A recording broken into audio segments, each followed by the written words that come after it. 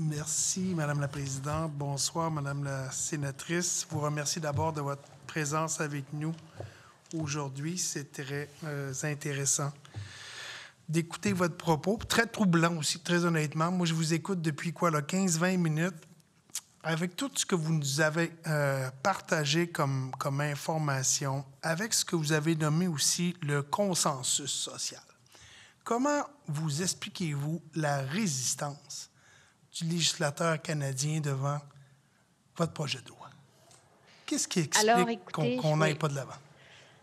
c'est une excellente question. D'abord, dans ce cas-ci, c'est moi la législatrice parce que j'amène ce qu'on appelle un projet de loi d'initiative sénatoriale, mais les partis sont libres ou non d'accepter cette proposition.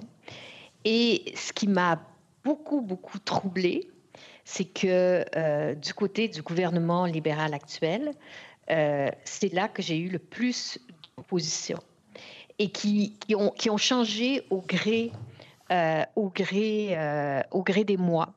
Donc, la dernière en date, c'est de dire que parce que on veut interdire aux mineurs le matériel sexuellement explicite, qui est la définition du code criminel de la pornographie, eh bien, ce que ça va donner, c'est que des films où on voit soit un sein, soit une paire de fesses sur Netflix ou sur HBO, ces films-là vont être censurés.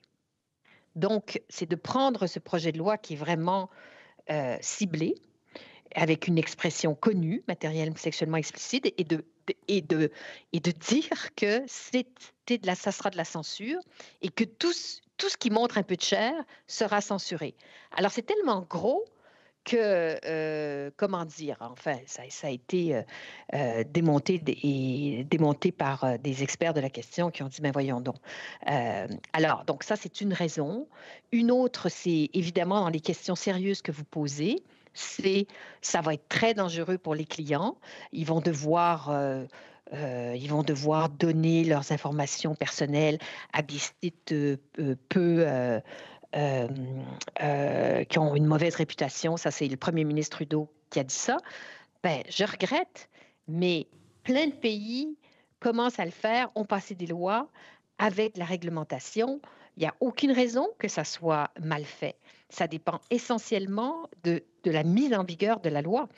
Donc, et l'autre grand, c'est la liberté d'expression.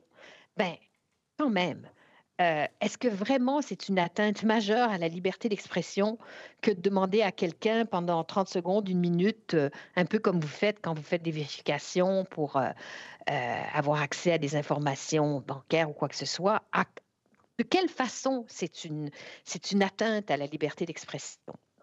Donc, moi, j'ai l'impression qu'il y a une espèce de confusion entre la liberté sexuelle, pour les adultes, soit, et la pornographie. Et je crois, quand je parle à des parlementaires, je me rends compte que beaucoup ne savent même pas ce, ce qu'on peut voir sur ces sites porno. C'est pas fleur bleue, là. C'est pas de l'érotisme. C'est dur, très dur. Alors que des adultes consentants veulent voir ça, c'est une chose. Mais qu'on juge que non, non, c'est mieux aucune loi ou que celle-là. C'est mieux de rien faire que de faire quelque chose. Et entendons-nous dans l'Internet, vous qui êtes justement en train d'étudier toute cette question-là, vous savez bien que quand on légifère dans un domaine nouveau, il y a des risques d'erreur. C'est compliqué. On n'a pas de barème. On essaie. Mais vaut mieux essayer de protéger les enfants que de ne rien faire au nom d'une liberté d'expression absolue.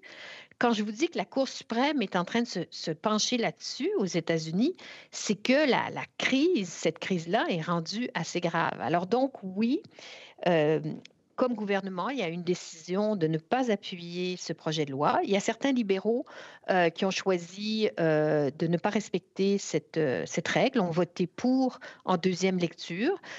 Du côté des démocrates, il y a un peu de division. Le Bloc québécois nous appuie fermement, les conservateurs aussi. On est rendu à la troisième lecture. On va voir comment les choses vont se terminer. C'est impossible à prédire. Mais je vous avoue que si le gouvernement jugeait qu'il y avait des choses vraiment dans ce projet de loi qu'il fallait changer, il pouvait très bien les changer. Ça s'appelle un amendement. Mais on n'a jamais eu cette discussion. Le projet de loi, à leur avis, était vicié et ils ne voulaient rien entendre. Donc, écoutez, c'est ça la démocratie. J'essaye de récolter le plus de voix de parlementaires possible et on verra comment le vote se déroulera. Merci.